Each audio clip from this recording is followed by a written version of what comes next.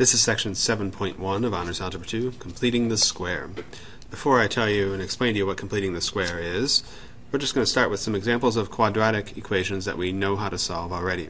So a quadratic equation, remember, is an equation in which the highest power of the variable is 2. So all four of these examples you have here are quadratic equations. So let's try to solve them. Number 1, we've got x squared minus 5x plus 4 equals 0. Well, it's equal to 0. We can try to factor the left-hand side.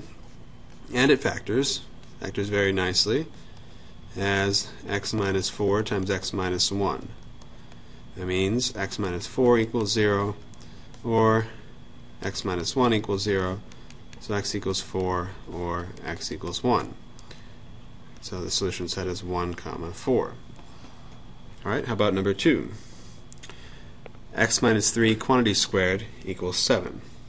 Alright, I can take the square root of both sides the way that they are, and that will get rid of the squared term on the left-hand side, just leaving me with x minus 3. And then on the right-hand side, I'll have plus or minus the square root of 7. I'm solving an equation, I took the square root, so I need plus or minus. That means x equals 3 plus or minus the square root of 7, if I just add the 3 to both sides of the equation. How many answers does that give me? That gives me 2 answers.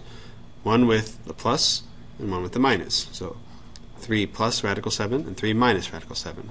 And that's the way I have to write my answers, because 3 and radical 7 are not like terms. So my solution set is 3 plus radical 7, comma, 3 minus radical 7. Alright, how about number 3? X squared plus 121 equals 0. Well, I could factor the left-hand side, but that's a difference that's a sum of squares, and that doesn't factor over the real numbers. But I could subtract 121 and make it negative 121 on the right-hand side. And then I can take the square root of both sides. We'll have x equals plus or minus the square root of negative 121. Well, the square root of negative 121 is the square root of 121 times the square root of negative 1. The square root of negative 1 we know is I. The square root of 121 is 11. So this is really plus or minus 11i.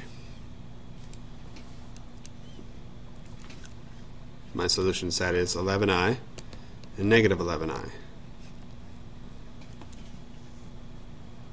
Number 4. X squared minus 6x minus 3 equals 0. Alright, I've got an equal to 0. Let's factor the left-hand side. I look for two numbers that multiply together to give me negative 3 and add together to give me negative 6. Well, the numbers that would multiply together to give me negative 3 would be 3 and 1, where one of them is negative and the other one's positive. Those are my only options, right? So if I take negative 3 plus 1, I get negative 2, and that's not negative 6. If I take 3 plus negative 1, I get positive 2, and that's not negative 6. So it turns out that this does not factor over the real numbers. Does that mean I can't solve the equation? Well, with what we've learned so far, no, but that's where completing the square comes in. Completing the square is a method that we can use to solve any quadratic equation, ones that can be factored and ones that can't be factored. So all of them can be solved by the process of completing the square. That makes it a very, very valuable process. It's the process of transforming a quadratic equation so that one side is a perfect square trinomial. In other words, one side is going to end up looking like number 2 did up here, where we had x minus 3 squared equals 7. The left-hand side factored as a perfect square. That's our goal in completing the squares, to get that left-hand side to always factor like that, where it's something squared. Then we can take the square root of both sides, and we'll have our answer. So here's how it works. I'll take this problem that I just had, number 4, x squared minus 6x minus 3 equals 0. We said we can't factor it, so we have to use completing the square. Here's how it works. We're going to add the 3 to both sides so that it moves over to the right-hand side. Then I'm going to leave a space in between the 6x and the equal sign, because I'm going to be putting a number there. And here's how I determine what number I'm going to put there. I take the middle number, the negative 6, and I divide it by 2, and then square that.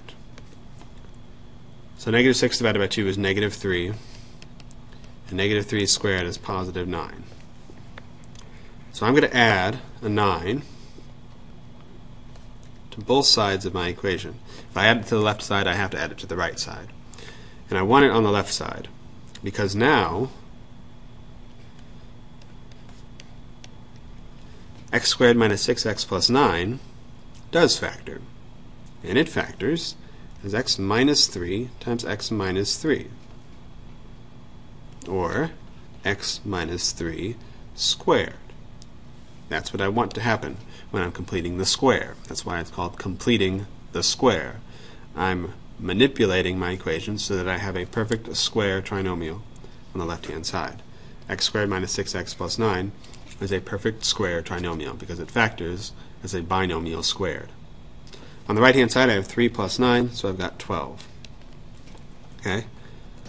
Now, because I've completed the square, I've got x minus 3 squared equals 12, so I can take the square root of both sides, which will cancel out that squaring.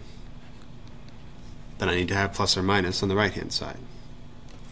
That just means I have x minus 3 equals plus or minus the square root of 12, and the square root of 12 is 2 root 3. I add the 3 to both sides, and I've got 3 plus or minus 2 radical 3. So those are my solutions.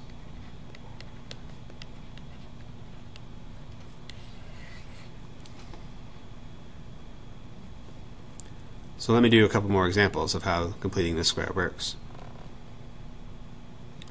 2x squared plus 2x plus 5 equals 0. We could try to factor this. We'll see that it doesn't factor. So our first step is to move the 5 to the other side.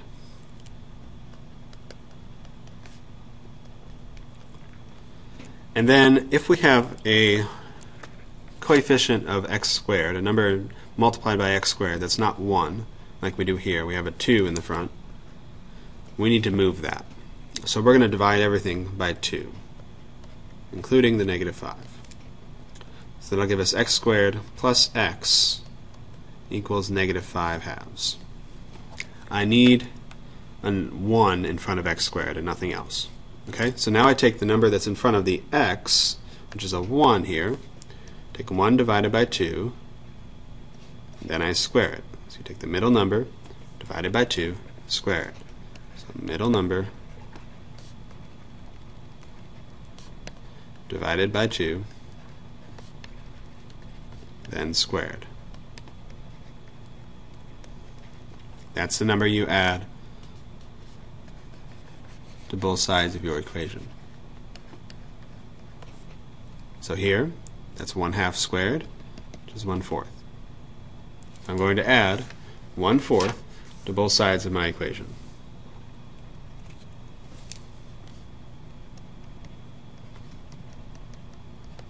Again, I have to add it to both sides or my equation is no longer the same. Okay, now on the left-hand side, this is going to factor as a perfect square trinomial.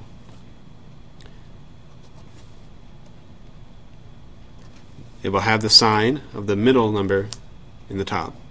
My 1 is positive. I have 1x, so this is going to be a positive in the binomial that I'm squaring. And the number that's going to go there is always going to be the number you had before you squared it, so 1/2. Or you can take the number you added, the 1/4, and take the square root. That's the number you're going to have there. That way, if I were to FOIL out x plus 1/2, quantity squared, I would get x squared plus x plus 1/4. On the right-hand side, I've got negative 5 halves plus 1/4, which is really negative 10 fourths plus 1/4. So I've got x plus 1/2 squared equals negative 9 fourths.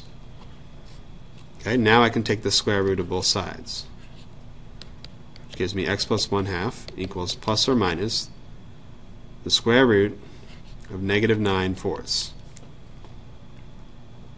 So let's simplify.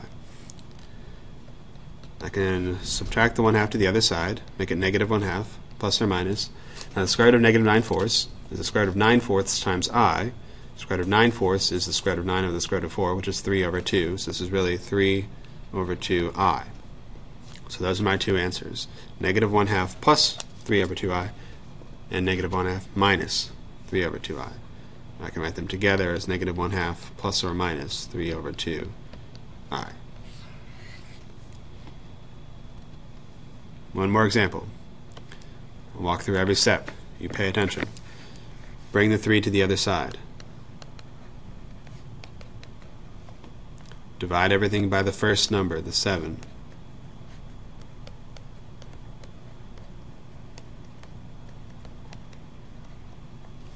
Take the middle number, negative 8 over 7. Divide it by 2, and then square it.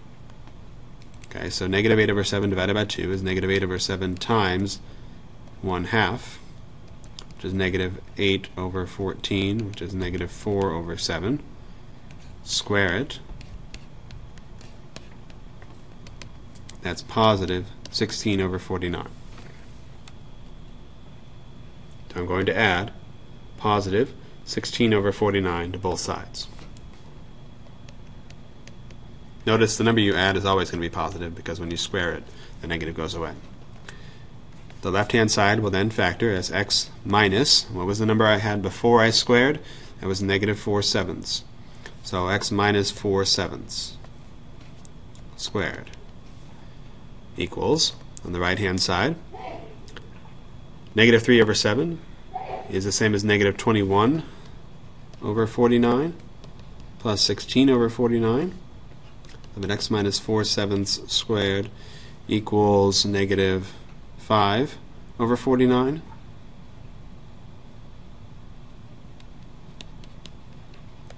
I take the square root of both sides. X minus 4 over 7 equals plus or minus the square root of negative 5 over 49. So x equals 4 over 7 plus or minus square root of 5 over the square root of 49, but the square root of 49 is 7, so square root of 5 over 7 times I to take care of that negative underneath the square root.